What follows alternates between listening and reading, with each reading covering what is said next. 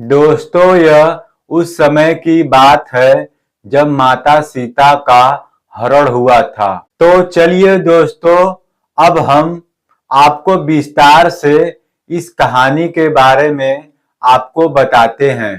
पौराणिक कथाओं के अनुसार माता सीता के हरण के बाद भगवान श्री राम को लंका पहुंचने के लिए समुद्र पार करना था।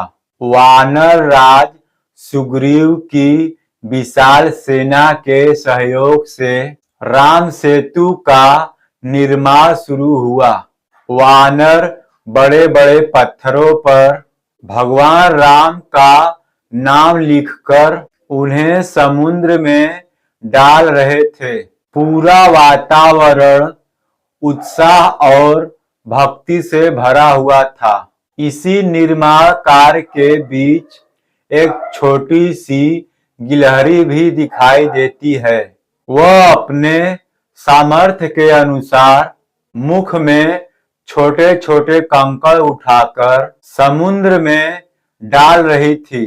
उसका प्रयास भले ही छोटा था, लेकिन भावनाओं से सराबोर था। कुछ वानरों ने उसका उपहास भी उड़ाया और कहा कि इतने छोटे कंकड़ों से पुल निर्माण में कोई सहायता नहीं होगी। यह सुनकर गिलहरी दुखी हो गई और प्रभु श्री राम के पास पहुंची। श्री राम ने पूरी घटना को ध्यानपूर्वक सुना और फिर वानरों को समझाया कि गिलहरी द्वारा डाले गए ये छोटे छोटे कंकड़ बड़े पत्थरों को आपस में जोड़ने का कार्य कर रहे हैं। यदि ये कंकड़ न होते तो बड़े पत्थर आपस में स्थिर न रह पाते। श्री राम ने कहा कि पुल निर्माण में गिलहरी का योगदान भी उतना ही अमूल्य है जितना किसी वानर का।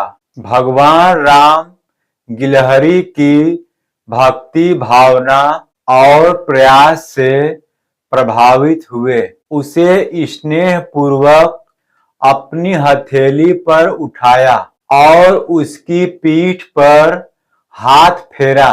भक्ति और निष्ठा से किया गया कार्य, छोटा सा प्रयास भी ईश्वर की दृष्टि में अमूल्य होता है।